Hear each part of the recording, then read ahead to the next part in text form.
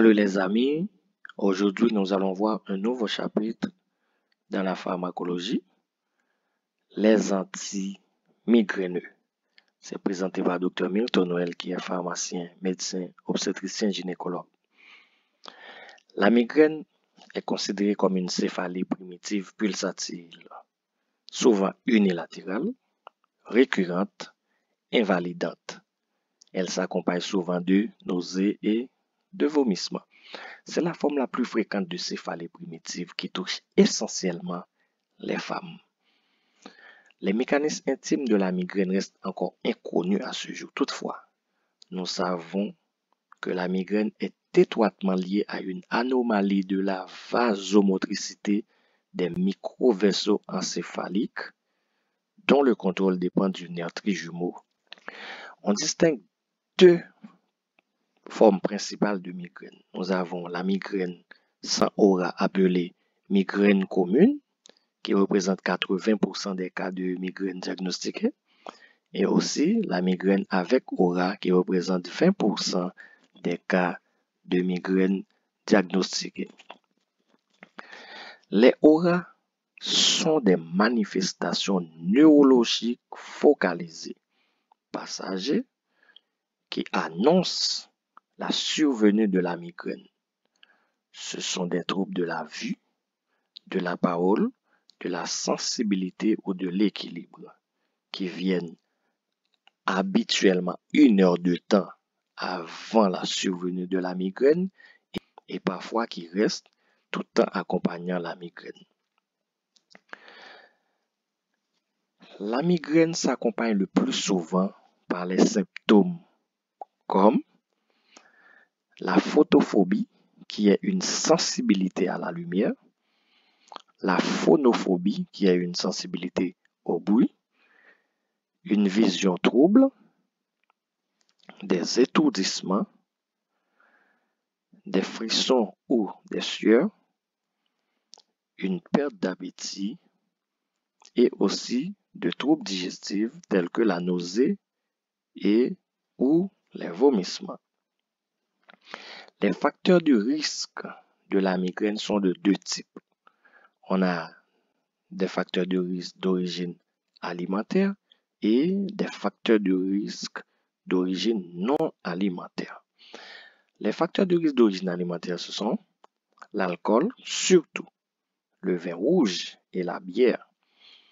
Nous avons le café et les boissons gazeuses, les fromages vieillis, l'aspartame, les sulfites et le glutamate monosodique, disons des produits qui contiennent ces produits-là.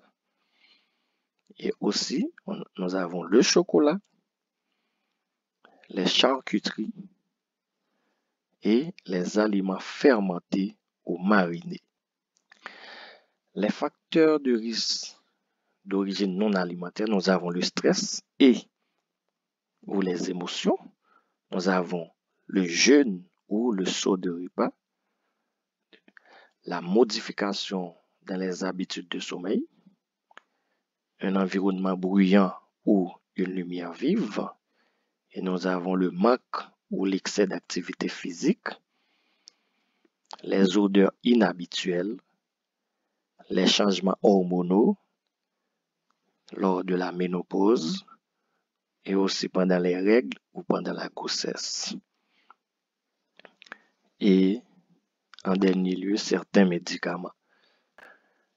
Il existe deux types de traitement de la migraine. Premièrement, nous avons le traitement de la crise, dont le but est de calmer les symptômes, à savoir la douleur, les vomissements, les nausées, etc.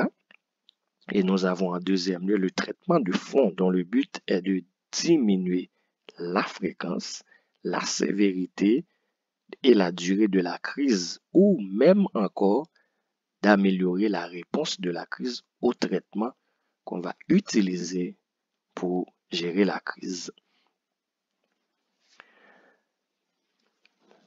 Les médicaments utilisés dans le traitement de la crise, nous avons les analgésiques ou antalgiques et aussi les AINS qui sont des antalgiques aussi, les anti-inflammatoires non stéroïdiens, Ces médicaments-là vont combattre la douleur et la réaction inflammatoire qui se trouve au niveau des méninges.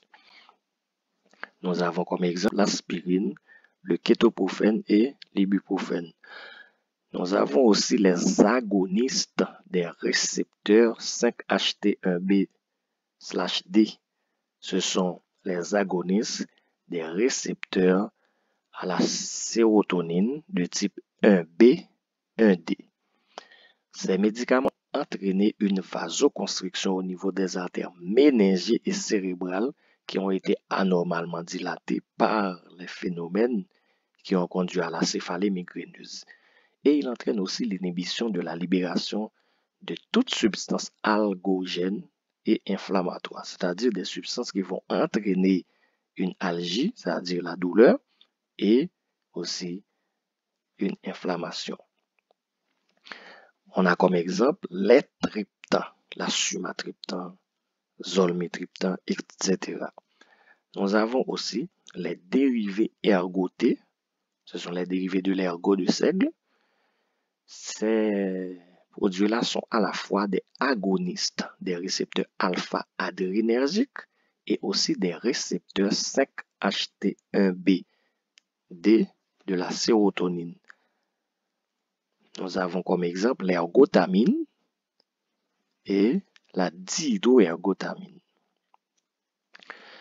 Quant au traitement de fond, nous utilisons les bêta-bloquants tels que le propranolol, nadolol et pendolol. Nous utilisons aussi les antagonistes des récepteurs 5-HT2 de la sérotonine. Nous avons comme exemple le pizotifène et l'oxétorone, les antagonistes calciques. Toutefois, seule la flunarizine est dotée de propriétés antimigraineuses. Nous avons en quatrième lieu les anti-épileptiques. 3 médicaments seulement ont fait la preuve de leur efficacité lors des essais cliniques. On a la topiramate, le valproate de sodium et aussi la gabapentine.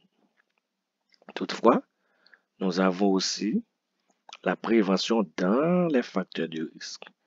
Il faut toujours penser aux facteurs de risque pour pouvoir les prévenir et dans ce cas, on pourra prévenir la migraine. Je vous remercie, j'espère que vous avez regardé avec attention toute la vidéo. Si vous avez des questions, vous pouvez les envoyer par email à l'adresse suivante, miltonel@gmail.com. Si ça vous a plu, vous pouvez liker la vidéo et surtout de partager avec vos amis. Si vous n'êtes pas encore abonné, c'est le moment de le faire.